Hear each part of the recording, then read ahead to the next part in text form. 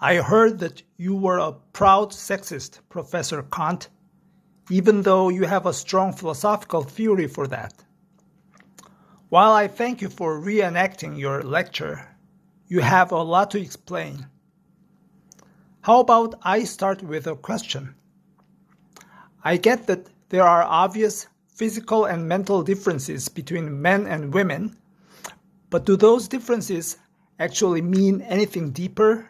Like, are they there for a reason, or are they just random biological accidents that we happen to share with many creatures, but something we've been reading too much into? Well, the root of all excellence lies in deficiency, since deficiency is what drives the development of talents, and every excellence eventually came out of that. The difference between the two genders is the prime case where a great many apparent imperfections that are actually built into nature, show up in front of us, and where we need philosophy to see that these imperfections are actually purposive and part of how nature works. This actually gives us a great opportunity to demonstrate how the study of human beings should be done. It is the biggest and most rewarding instance where studying human beings really pays off, and where you discover the most evidence of purposiveness in the way nature has set things up. So here is the principle we need to start with. Whenever a tool achieves just as much with little power as another tool achieves with great power, the less powerful tool must be built with a more sophisticated mechanism. Otherwise, it simply could not produce the same results. Think of a lever versus a sledgehammer. The lever needs to be far more cleverly designed because it has to compensate for what it lacks in brute force. So the less physical power a tool has, the more ingenuity has to go into it. But isn't it a bit reductive to compare people to tools? Doesn't that strip away everything that makes human beings more than just mechanisms?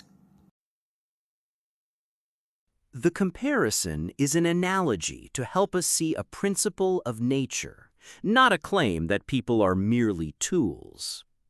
With that principle in mind, consider, since the feminine gender does not have as much physical power as the masculine gender, and yet needs to produce just as many effects, because otherwise it would come up short, and nature would have shortchanged it if it were not equal to the masculine gender, nature must therefore have built more art and ingenuity into the feminine gender. That means the feminine gender and feminine nature deserves closer study because it has more art in it, and through it, nature achieves by ingenuity what it achieves by force in the masculine gender. Because the man is built for nature in the raw sense, he needs the strength and physical toughness to deal with nature's demands directly, but not art. The woman, however, is built for the man, and through the man for nature. So she needs art in order to handle nature and its demands by working through the man and using him to her advantage. Now, because Germans are fond of paying compliments, the word female can cause offense in everyday social settings.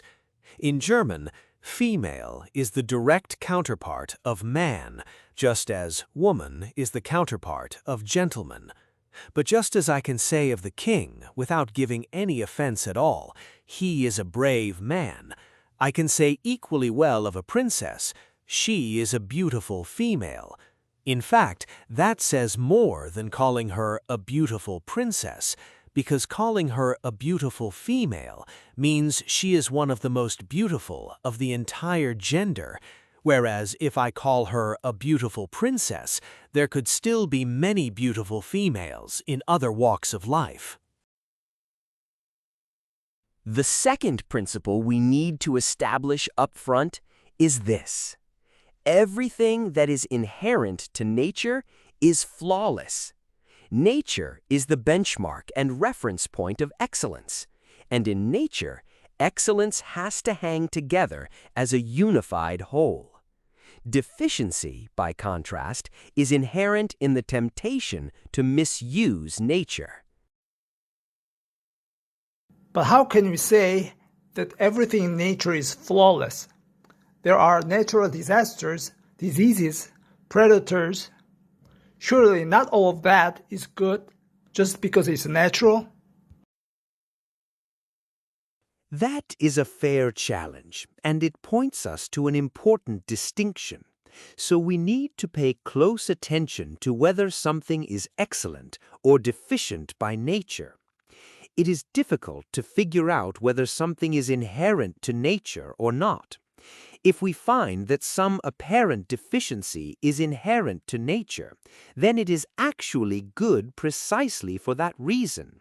It must have a purpose and a good aim, as long as it is not being misused through free choice. So if we find that some natural entity is burdened with certain weaknesses and that the weaknesses are intrinsically universal, then those weaknesses must be inherent to nature, because whatever is causing such universal and consistent abuse must itself be inherent to nature, since freedom only generates contingent and variable behavior, not something universal and consistent. The universality of the abuse through weaknesses has to come from necessity, not freedom. So this abuse has to be seen as inherent to nature. And what is inherent to nature is flawless, because nature keeps working until it reaches balance and internal harmony. And that harmony is what excellence looks like. So, in the character of the feminine gender, we are going to find something that operates as a particular law of nature.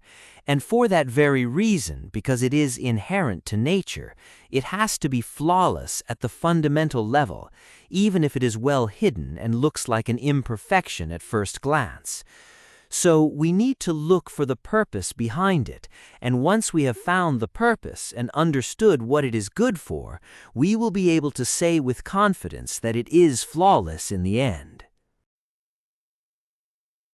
Okay, but where exactly do we look?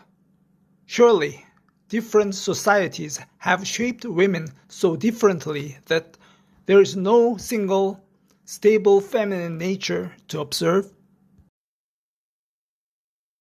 That is precisely the right question to ask, and it leads directly to our method. But where exactly should we look for the nature of the feminine gender, and in what condition should we study it? One thing needs to be noted up front about nature.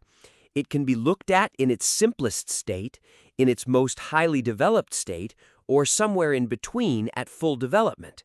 Since art is what is characteristic of feminine nature and strength of masculine nature, and since strength goes with simplicity while art goes with development, the feminine nature should not be studied in its simplest state, but in its developed state, the state where the built-in predisposition toward art has had the best chance to unfold. There is simply no other state in which it can be properly studied. If you look at unrefined peoples, the woman is basically indistinguishable from the man in terms of characteristic traits. She does not have the charms she develops in a more refined state.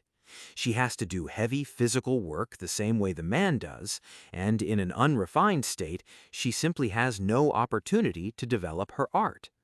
So, the nature of the feminine gender cannot be studied in that state. All you can study there is the nature of humanity in general. All of a woman's art for winning a man, her charms, her social graces, her agreeable qualities, have absolutely no effect in an unrefined state, because in that condition, both genders are driven purely by basic needs, held together by animal instinct. So there is no meaningful difference in character between man and woman in that state. The art of the feminine gender only becomes visible in a state of refinement.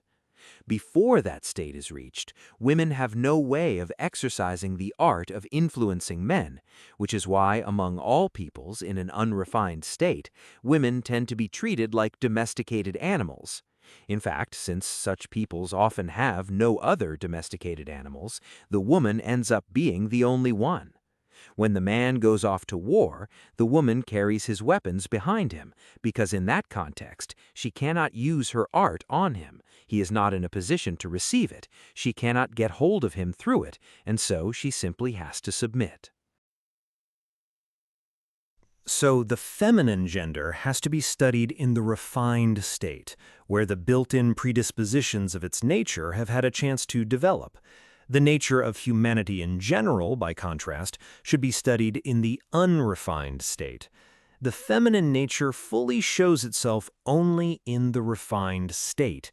And in fact, we can go further and say that the nature of the feminine gender is itself what makes a state refined in the first place. This feminine nature means physical and mechanical weakness, and it really is weakness in that sense. But as something that acts as an incentive on the man, this weakness is actually a powerful force by which the man's raw strength gets checked and brought under control. So with respect to the masculine gender, this feminine weakness is actually the tool by which the woman rules the man and holds power over him. That seems almost backwards. Are you really saying that weakness is a form of power? That sounds like a contradiction. It sounds like one, but consider what actually happens in practice. Women are also never annoyed or offended by jokes made at the expense of their weakness. In fact, they not only take no offense, they actively lean into it and play up the weakness quite deliberately. The fearfulness, the delicacy, the fondness, the apparent inability to handle anything too heavy or serious. They do this quite knowingly because they understand perfectly well that this is how they capture and keep control of the man. Anyone who demands masculine toughness from women and looks down on them for not having it is being deeply foolish, because that is just as absurd as demanding that a man should have femininity. In terms of nature's raw demands, this gender would be in a pretty sorry state because of its physical weakness. Yet, because it has power over the man, it ends up making use of nature through the man, whom it governs through the very weakness that makes it look, on the surface, like it is the vulnerable one.